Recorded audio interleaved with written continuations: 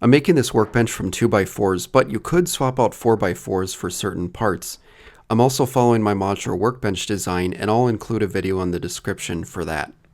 I'm starting by cutting 4 posts, all at 31.5 inches. I follow up with 4 width stretchers, all cut at 21 3/4 inches. And then I cut 4 depth stretchers, all at 19 inches.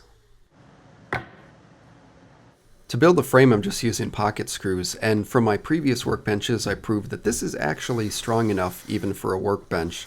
Now I'm adding pocket holes to all of the stretchers, and I'm going to start by building 2 separate frames. These are going to be made with posts and width stretchers.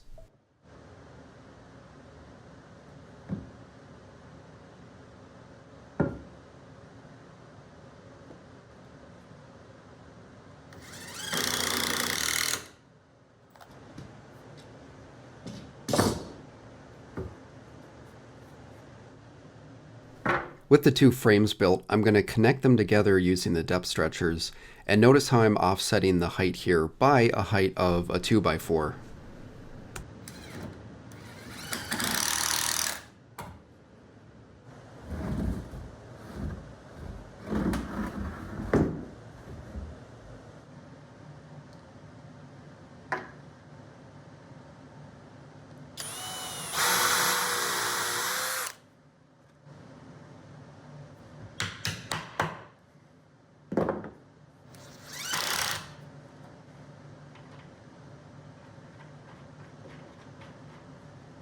I realized I could raise up the lower width stretchers by 1.5 inches because the posts are 1.5 inches longer than my normal build, giving me extra space for a toe kick, but it is optional.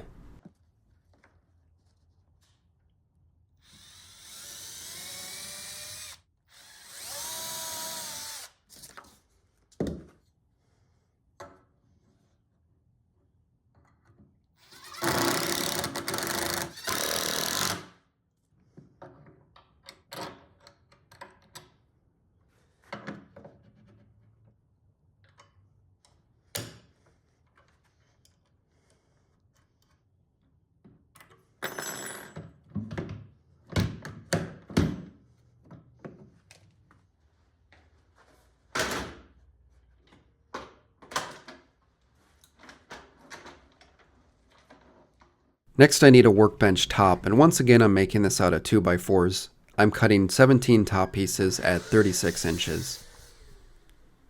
Now option 1 for cleaning these up for the top is using a table saw, just trimming off the edges, getting rid of that round over. And of course if you have a planer, that's another option here to clean up all the glue surfaces and also get rid of the round overs.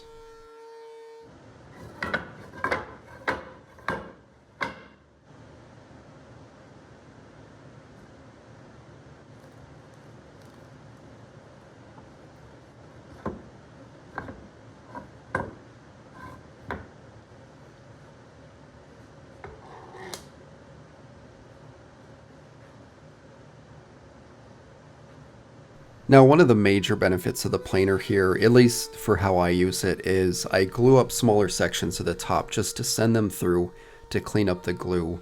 And it's probably not the best for the planer blades, but it's just something I deal with because I think it's worth it in the end.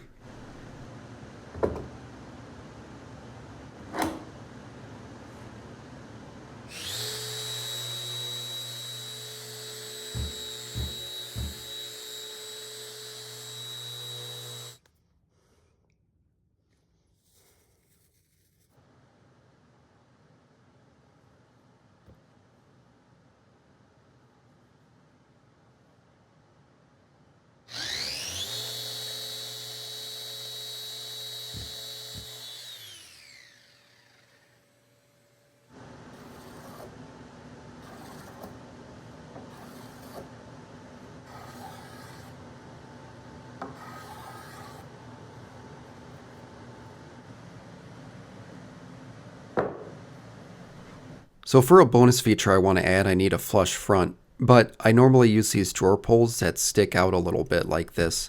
So in order to expand the front, I'm going to cut out 2 pieces at 20 inches.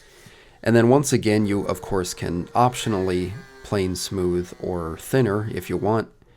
And also optionally is cutting an angle for the bottom of these.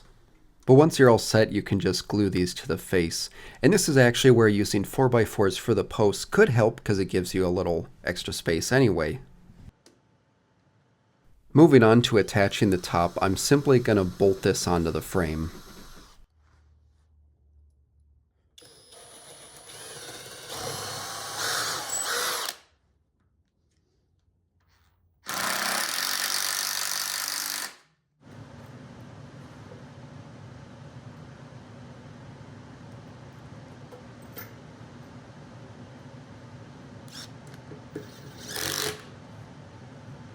Now I'm adding the vices, and there's going to be two on this workbench, one on the side and one on the front.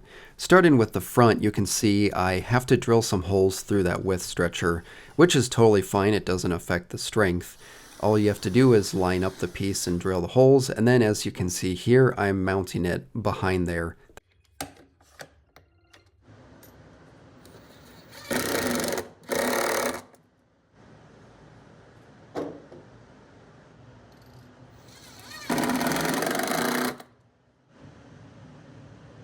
Next I need a jaw face or plate or whatever the name is.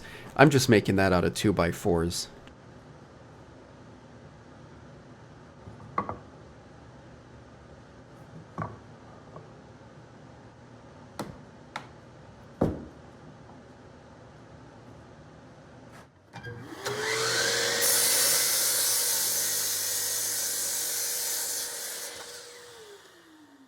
For attaching these, it can be a little tricky. I'm first drilling a hole for the vise screw. And this way, when I bring it over, I can kind of temporarily, fit it in place, not yet attach it. I can get it clamped against the workbench so I can line it up and figure out exactly where to drill the holes for everything else.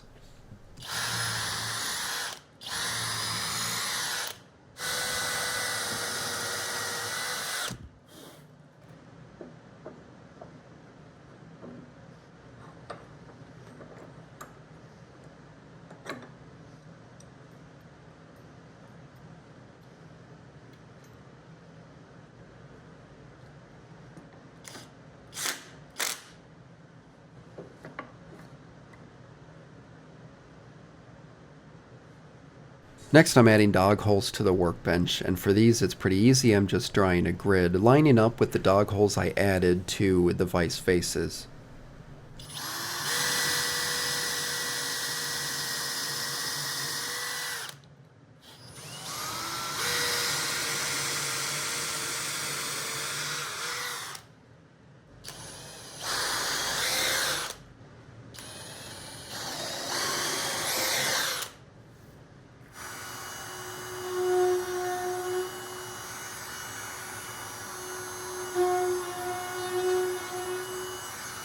I'm adding dog holes to the side. This is actually for the bonus feature I was mentioning earlier.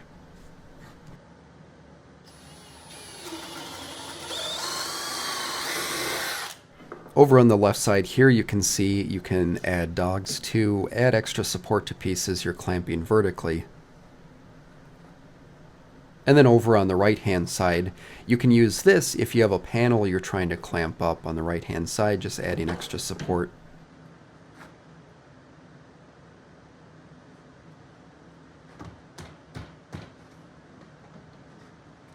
For the vise handles, I'm using a 7/8 inch dowel, and I'm starting off by cutting 10-inch handles from that dowel.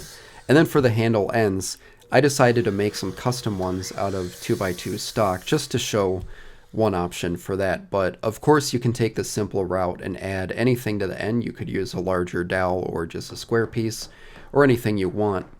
I'm going to try custom making some on the lathe.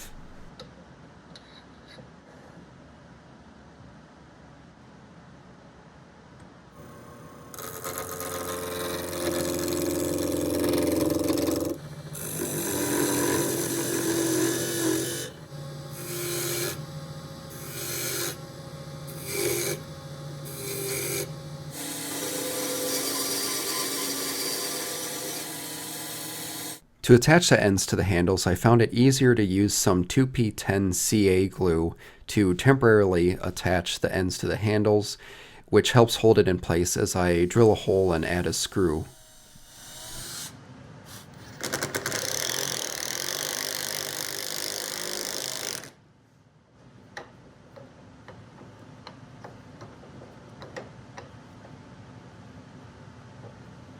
At this point, the workbench is functional, but I still have to add a cabinet box to the bottom for storage. Now there's a lot of ways to build cabinet boxes. I'm just going to keep mine simple. I'm just going to screw straight through the side of the plywood to attach all the pieces together. I'm really not going for looks here, so you can build your cabinet box however you want.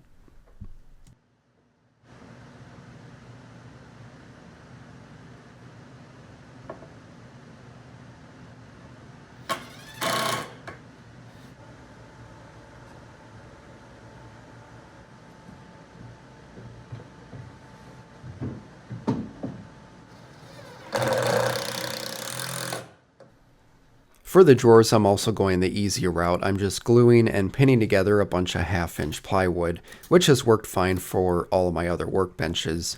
Which, speaking of, is the great thing about making this a modular design. I can always swap out this cabinet box if I want with any of my other workbenches.